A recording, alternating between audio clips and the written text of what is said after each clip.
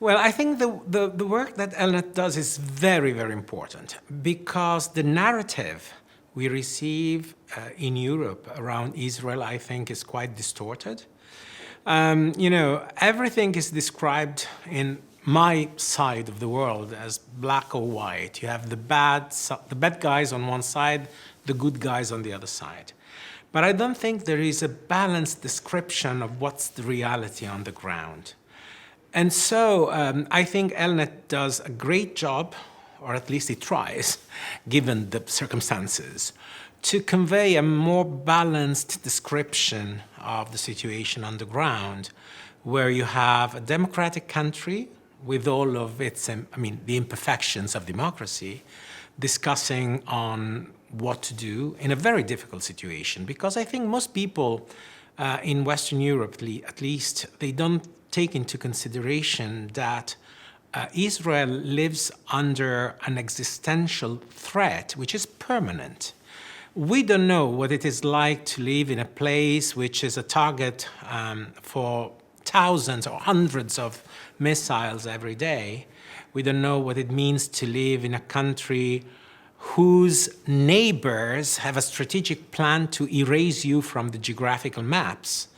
So I think if you don't consider how Israel came to birth, how it was created, and how it has lived since its foundation, I don't think you can really grasp the situation as a whole.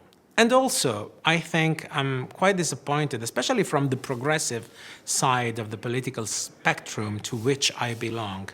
We often forget that we're facing, terrorist organizations which are linked to Iran. And, in most cases, people coming from a progressive background would hate, the regime of the Ayatollah in Tehran, and inexplicably, they are much more sympathetic to Hamas or Hezbollah that are proxies of the same regime, and that explains everything, I think. Yeah, I think we have to accept that there will always be a certain level of anti-Semitism on the ground. It always existed. It will always be there. And I think it plays a big part in the distortion of the narrative of what's going on in Israel.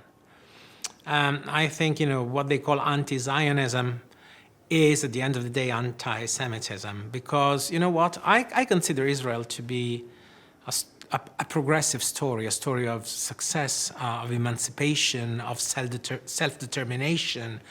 I consider myself to be part of a liberal left, and I found it very aligned to my values if I think of what Jews went through, not only in the 20th century, but also in the centuries before.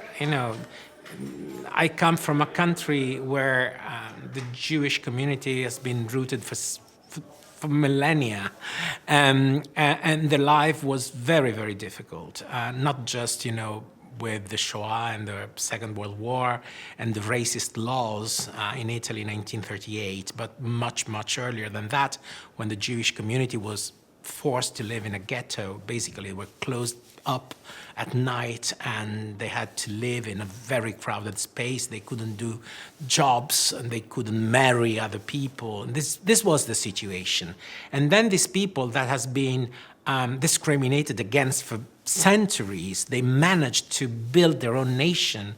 And I think this is a great story for someone who comes from a progressive view.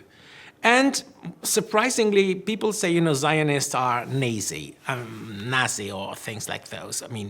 Which is simply a form of anti-Semitism, I think. So that will be there, that is there, and unfortunately, it will be there. However, what you can do is try to educate people, to communicate better. I think there's a PA, sorry to be very direct, we have a PA issue here. Because, for example, the description of a plural democratic society such as Israel definitely is, it really doesn't come very clear to Italy or, other countries in Western Europe, I think. Certain decisions by the current government of Israel are described as the decisions not just of the government, but of Israel as a whole. And what is even worse is that they are attributed to Jews around the world. And that's not the case. I've been explained that if you have two Jews in a room, you have three different opinions, right? This is what, it said. So the Jewish community is not as, compact and doesn't have only one voice. But we don't take that very clearly. For example, I know that in Israel there is a big part of society which is not happy with the management of the hostages crisis, but I don't think we talk about the hostages enough. We talk a lot about what's happening in Gaza, but more and more frequently I don't read anything about the people who are still hostages after almost 2 years.